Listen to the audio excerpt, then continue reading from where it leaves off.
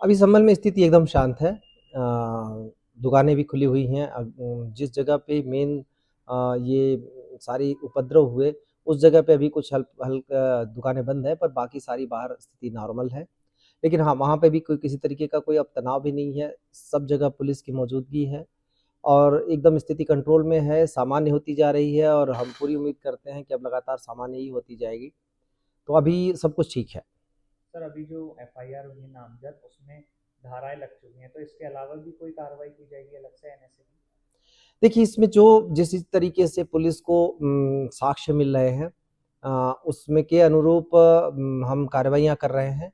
इसमें अभी तक कई सारे एफआईआर हो चुके हैं, आगे भी होने की संभावना है।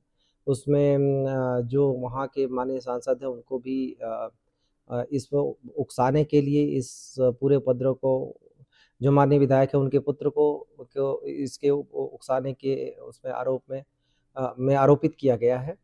और आगे अभी जांच चल रही है, सीसीटीवी कैमरे भी देखे जा रहे हैं, क्योंकि ये पूरी तरह से अनायास ही की गई कार्रवाई थी कि मस्जिद में कोर्ट के आदेश पर सर्वे हो रहा था।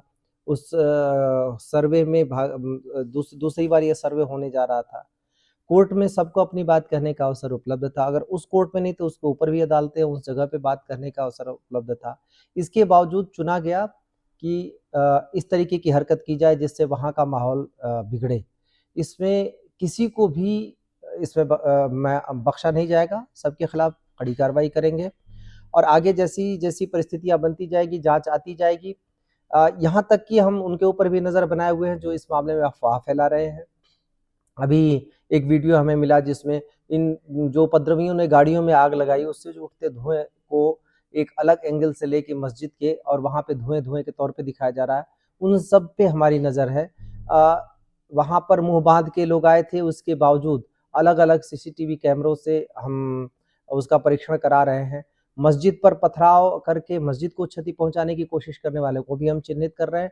इन सारे मामलों में जहां जहां भी उकसावे की बात आएगी वहां पे हम कार्रवाई करेंगे। सर, अभी तक कितनी डेथ हुई है और जो पोस्टमार्टम रिपोर्ट आई है उसमें गोली लगने की बात है तमंचे से, उस पर आपका क्या? निस्संदेह जो चार अभी तक चार डेथ कंफर्म हुई हैं, चारों का पोस्टमार्टम भी हो चुका है और पोस्टमार्टम की रिपोर्ट में प्रथम दृष्टया देशी बंदूक से जो के में जो कारतूस इस्तेमाल होते हैं उससे लगने की बात है।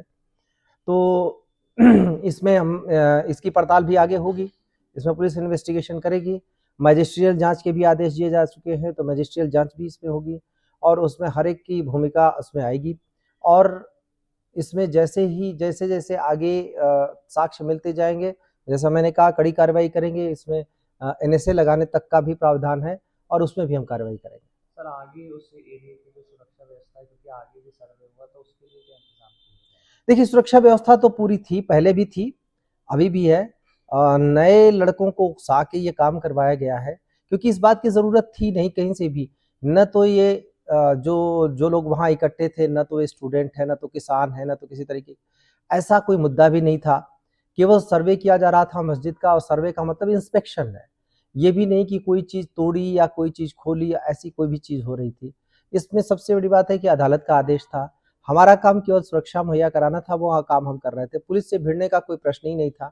बहुत सारे लोग अलग-अलग तरीके से, अलग-अलग एंगल से इस चीज़ को रंग देने की कोशिश कर रहे हैं, पर इस बात का जवाब वो नहीं दे पा रहे कि वहाँ लोग इकट्ठे किस लिए हुए? नई उम्र के लड़के किस लिए इकट्ठे हुए? कोई बुजुर्ग वहाँ क्यों नहीं था उनको कंट्रोल का? अगर आना भी था, तो बुजुर्गवार जो हर बार वहाँ नमाज़ पढ़ने आते, वो क्यों नहीं आए? ऐसा कुछ भी नहीं हुआ। वहाँ पे लोग इकट्ठे हुए, मुँह बाँध के आए थे।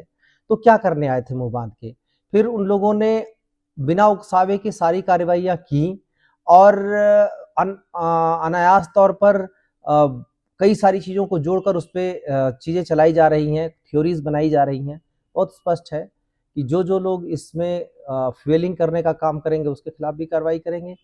आगे मुझे लगता है कि सबको ये बात धीरे-धीरे समझ में आ रही है कि ये बेवजह हुआ। हम लोग भी बातचीत में हैं सभी लोगों से, सभी पक्षों से। प्रयास भी कर रहे हैं और समझाने का भी प्रयास कर रहे हैं। जो लड़के वहाँ पर इस पथराव में शामिल थे, उनकी उनमें से ज़्यादातर की उम्र पढ़ने की है। बहुत सारे लोगों की अपने जॉब करने की है और उसमें से कई सारे कुछ न कुछ काम धंधा कर भी रहे थे, अपना काम धंधा छोड़ के। इस तरीके की चीज़ों में, गतिविधियों में संलग्न होना वो किसी के लिए भी अच्छा नहीं है। अफ़सोस है जो जिसमें अनायास लोगों के कुछ लोगों के उकसावे में आकर डेथ भी हुई, घायल भी लोग हुए और ये दोबारा इस तरीके की चीज़ें ना हो इसके लिए हमारी पूरी तैयारी है और इंश्योर करेंगे कि किसी भी तरीके की इस तरीके की चीज़ दोबारा ना होने पाए।